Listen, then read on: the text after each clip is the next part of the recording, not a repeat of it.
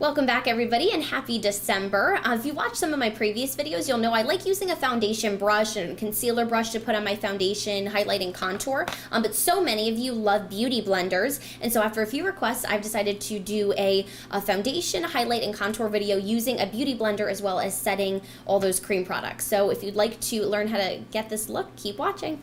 Okay, let's get started. We're first going to prime with the PoreFessional. This is one of my favorite primers. I feel like it really leaves a mattifying effect throughout the day, so it really helps with my oily skin to keep kind of that oil in control. And actually, if you aren't going to wear makeup one day, you could really even just wear just the primer with some mascara because it kind of has like a tiny bit of a tint in it as well. So once we've got that kind of smoothed over the skin, we're going to go in with our foundation with the Beauty Blender. I'm going to be using just a little medium kind of squishy sized one, and we're going to be using Makeup Forever HD, and I am the color 125.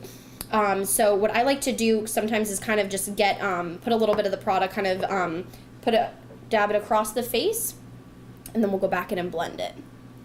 Okay, so once that's kind of dispersed across the face, we're going to take our Beauty Blender and start going in and blending. And I like to kind of start in the center of the face and start working outwards so that you have the most coverage in the middle. And the really nice thing about a Beauty Blender is it really, as its name says, really blends a product so evenly, so you really don't have any lines from your brush, you don't have any fingerprints. If you use your fingers to put your makeup on, this really kind of gives you that, that flawless finish. And for those of you who do like the Beauty Blender, the Makeup Forever sometimes needs a little bit more product than another brand in order to get full coverage. Okay, so once that is pretty well worked into the skin, I'm going to go in with my highlight and contour. Today I have the new Instant Age Rewind by Maybelline, and this is in the color Light Pale.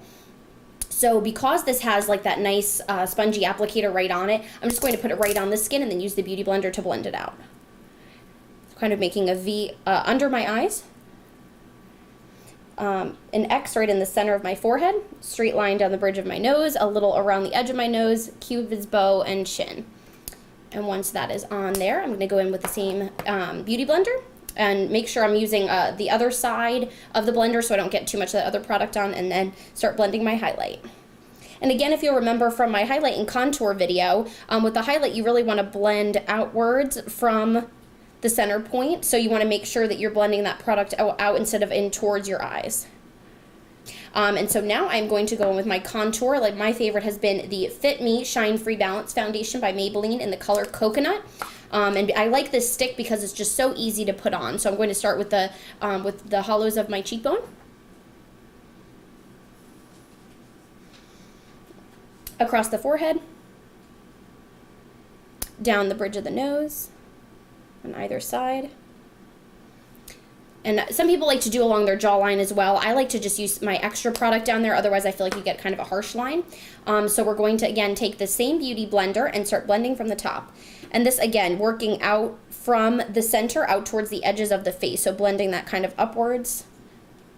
You don't want to bring the product too far down or you kind of create the opposite effect that we're looking for. So, and really the Beauty Blender is the best if you're a little bit newer to makeup, aren't sure where to get started. This can really make sure that, you know, like I said, if you're a little bit newer, that you're getting that really blended application, even if you're a little bit newer to trying to highlight and contour. Okay, now if you have a really tiny small Beauty Blender, like they sell the smaller size, you can use that for your nose. I kind of prefer, even when I'm using my brushes, to go in with my finger just to make sure that we're not letting any of that contour go into the center of the nose. We want to just leave that little area clear for your highlight. So I'm just, again, using my finger here for the nose. Okay.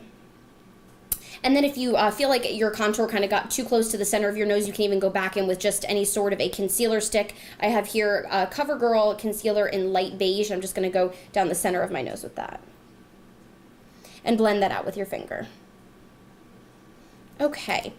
And again, really the nose is really the only spot that I would suggest not using the Beauty Blender unless you have one of those really awesome little tiny ones. Other than that, you can really use it for any spot on the face. I really like to put on blush as well, usually a cream blush, as you'll see from some of my other videos, and we're actually even going to use the Beauty Blender for that as well. So this is Seraphin Botanicals Guava Butter, and it is in pure guava. So I'm just going to open up this stick a little bit and just dab a little bit of that on my cheek on both sides.